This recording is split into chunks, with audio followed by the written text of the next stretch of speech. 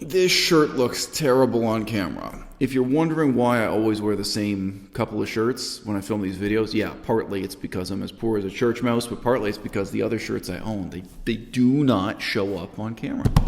You see what hell it is to be a broadcaster. Anyway, as many as 3 or 4 people asked me to comment on the debate about veganism between Ask Yourself and Vaush. The vegan aspect isn't that interesting. Maybe the psychology of the left wing, the psychology of communists in the 21st century is a little bit more interesting to comment on. Here in just 3 minutes, you get a condensed version of what I think are the most salient elements of that conversation. Just to be clear, are you actually saying that you think people would be morally justified to fund a Holocaust?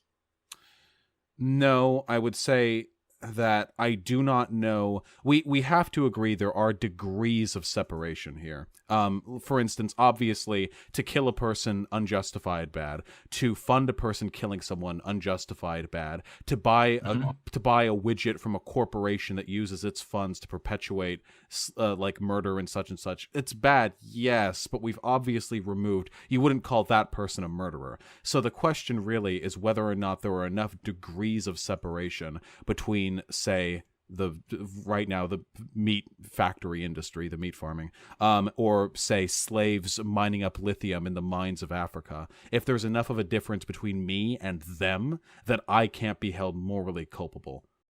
Right, but the thing that I'm tripping out at, right, this is what's weirding me out about the position. So when we talk about that human Holocaust, you seem to say that, look, the best thing we can do is some kind of top-down action. So in the meantime, let's all support the Holocaust. I mean, I just don't understand why would it not supporting the Holocaust? I'm just one of billions of human beings that have no choice but to participate in an unethical trade if they want to get something that they want. If they want to get something they want. And what I want often is meat or dairy. It's exactly the same as capitalism in this respect. This is the problem here, and this is the difference between, I suppose, I don't know, are you a leftist? Politically, like, I kind of call myself a centrist, to be honest. Well, this is the problem here. This exact argument could be made for capitalist industry, but the end result of making this argument is a society of people who blame themselves for not doing enough to oppose the selling power of unethical institutional forces. It doesn't work there, and I don't think it works for veganism. Don't you think that a broader, more efficacious solution would be approaching this top-down and just getting rid of corn subsidies and putting forward a meat tax so punitive that people can, at first, barely afford to eat meat more than, like, twice a month? Right. So if you talk about some top-down approach where, for example, we just make it illegal something, that's about as effective as it gets, surely. But I don't know if my point came across, right? So I went to the extreme situation just to show that there is a case where you'll say that the action of the people makes a difference, right? And once you grant that, which I know you do, then you're also in a position where every step in that direction has the same kind of positive impact, just not to the same degree. And then it's your choice if you want to be a person who's making a step in that positive direction or who's just funding the Holocaust. And the exact same argument could be made about purchasing commodities from a capitalist institution. They are identical arguments. What? So I'm not even sure what I'm to take from that, really. Like, what are you trying to, like, drive at there? The point that I'm making here is that as a leftist, I recognize that there are institutional benefits, not only to taking top-down approaches towards these problems, but also to rejecting proposed bottom-up solutions, because they can refocus blame and cause people to think that individual action can be a solution to institutional harm. My mistake here is that I'm trying to talk about a complex, sprawling topic with focus and brevity. So this is going to be compartmentalized into a few statements on seemingly unrelated topics, but I swear there's one guiding thesis here. I spoke to a guy named Faraday earlier today. Faraday has a YouTube channel called Faraday Speaks. And at one point, he just said honestly, he felt hopeless about Western liberal democracy. He felt like Western liberal democracy is this unstable tinderbox, and it's either going to collapse into some kind of right-wing dictatorship or it's going to collapse into some kind of left-wing dictatorship. And of course, it's partly because he talks to people like this all the time. He talks to people like Vaush, communists, and then he talks to people on the right wing who are just as extreme and who seem to regard the society as tremendously fragile and about to be replaced by some kind of dictatorship at any given moment, a dictatorship that's going to carry out their fantasies. Now, yeah, I did say to him, I think reassuringly, this is just not so. And I directed him to look at real-world examples like Japan, real-world examples like Denmark, real-world examples like Switzerland. I said to him, look, Switzerland is not perfect. Switzerland is not paradise. But the point of politics, the point of a political order, is not to create paradise on this earth. It would be a tremendous accomplishment if the people of Florida had a system of government that works as well as the government of Switzerland. It would be a tremendous accomplishment if the people of West Virginia had the quality of education and health care that people have in Switzerland. It would be an amazing accomplishment if the people of West Virginia had preserved their indigenous languages the way Switzerland preserved their indigenous languages. They have universities for all the different languages than Switzerland. That's a real priority for them, unlike the genocidal USA, a topic for another video. People today do not seem to regard Switzerland or Japan or Denmark as inspirational.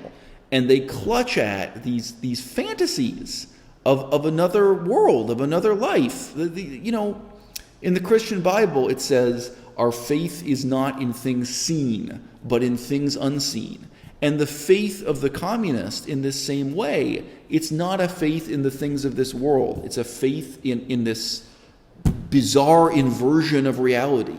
And they cling to that faith so passionately that they don't want to let in any new ideas or any new information that'll challenge that faith, that'll upset their faith in this perfect order that can be brought about if only they have their terrible revolution, if only they replace democracy with a dictatorship that'll carry out their fantasies. So this guy Vaush is a bizarre illustration of that, where he says passionately that if he had his way, if his dictatorship of the proletariat took over government, if democracy is replaced with his dictatorship after a revolution, then he would carry out the vegan agenda. He would make meat illegal, or he would end the factory farming industry, or something like this. And he's so committed to this fantasy that the fantasy is worth more to him than the reality, the reality of the positive change you can make in the real world, here and now. And that positive change, it will never be as inspirational as the bizarre, surreal fantasy of what might be in some parallel universe or some revolutionary future. Take a step back here and draw your attention to a really strange absence in modern Western political discourse. Okay, why is there nobody in Parliament who is elected by the poor who speaks for the poor? It's not a new idea. Now, okay, some of you are going to say Bernie Sanders. No, Bernie Sanders speaks for one district in Vermont. That's not how it works. Bernie Sanders' job is not to speak for the poor. And that's why in the American system, House of Congress, or the British system, House of Parliament, there are no seats assigned for someone to represent the poor. In England, they have special seats assigned to represent Catholics. There are historical reasons for that. There was fear about the Catholics being persecuted and so on. It's the most obvious thing. And guess what? That's what they had in ancient Rome. In ancient Rome, they had tribunes who were elected to represent 5 classes of the plebs. So the plebs are remembered as the oppressed or disadvantaged class in Rome, in contrast to the patricians. But then the plebs themselves were split into 5 socioeconomic strata. So there's the richest of the rich, the poorest of the poor, and 3 other strata in the middle there.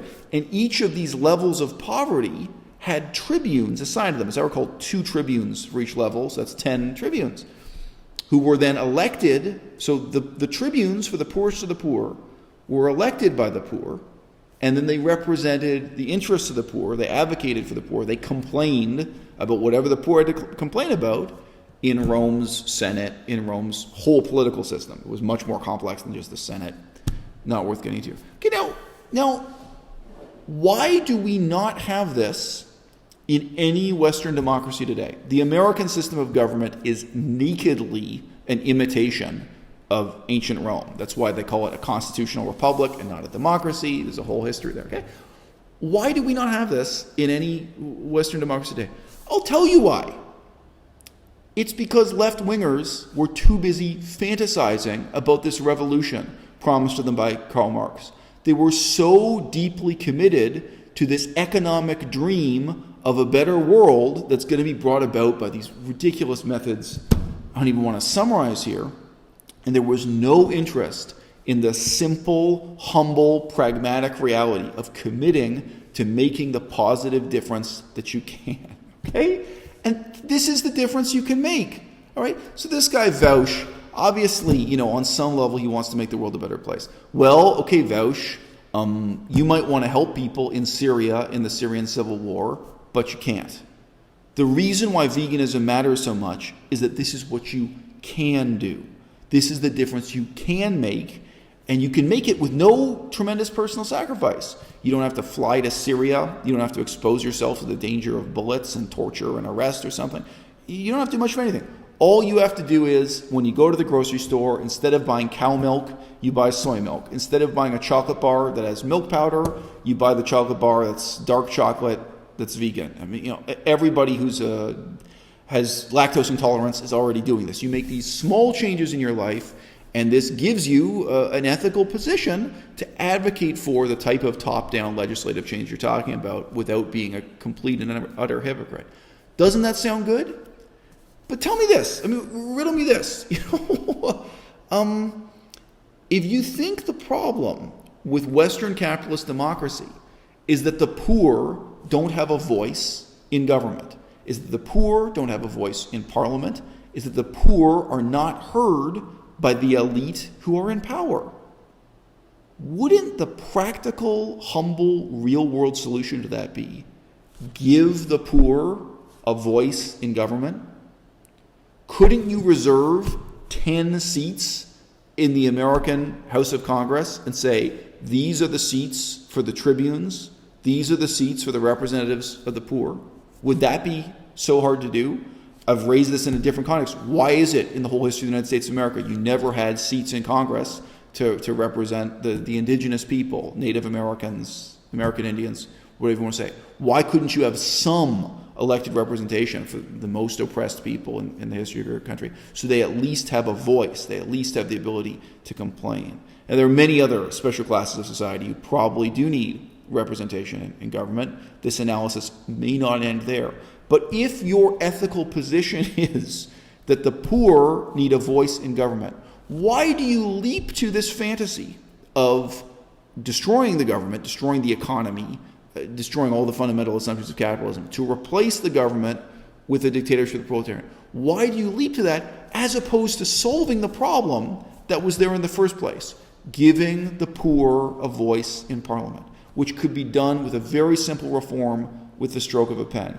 England, Canada, the United States, Australia, all of these parliamentary democracies, they could have seats in parliament for people elected by the poor to represent the interests of the poor. And then those seats would be contested election by election. I really doubt that communists like Vaush would win those elections. I doubt it would be far left people like you who'd get elected by the poor. As you know, sometimes the poor can vote in a very conservative fashion in many of these countries. But regardless, they would elect the people they wanted to represent their complaints and their concerns in Parliament. Okay? Who is it today who would stand up and give a voice to the animals in Parliament? Who is it today, when you're talking about ecology, who will stand up and give a voice for the trees? My country, Canada, was completely based on deforestation. The way government handles forestry, forest management, is they say, oh, here's a pie. Let's talk about how we're going to divide up the pie and make as much money out of it as possible. That's been the attitude of our country since it was a British colony. That's what we're built on, right? It's a very deep-seated attitude in government and in our elite ruling class. Many of the wealthiest families in Canada made their money out of cutting down trees. Many of them still do. Okay, there's still Domtar is still a huge corporation in the stock market, so on and so forth. All right. In Parliament, who is a voice for the water? Who is a voice for the air? Who is a voice for the trees? Many of these fundamental concerns are fundamentally not represented. They are, in effect, voiceless in a system of parliament that developed, truth be told, in England, just as a way of getting different tax-paying aristocrats together so that they could settle their differences and hand over all their money and horses to support the king before the king went to war. That's how parliamentary democracy evolved in the United Kingdom. It really wasn't set up to represent or even deal with broader social concerns, definitely not ecological concerns, so on and so forth. So there's a real reason here to call for reform in our political systems. But the mentality of the far left, the mentality of communists and people on the left wing, is to ignore every possibility for positive, pragmatic, down-to-earth reform, and to insist that no, the whole system is immoral, the whole system is a disaster, and the only way out is to have an even bigger disaster, to tear it all down and replace it with a grubby military dictatorship, their so-called dictatorship of the proletariat. Guys, Vaush illustrates how this commitment to revolutionary and authoritarian solutions to every problem, that's what he keeps saying, top down, up on, his commitment is exactly what makes the whole of the left wing so hard to convert to veganism, what makes it so difficult for vegans to find common cause with and collaborate with left-wingers and communists.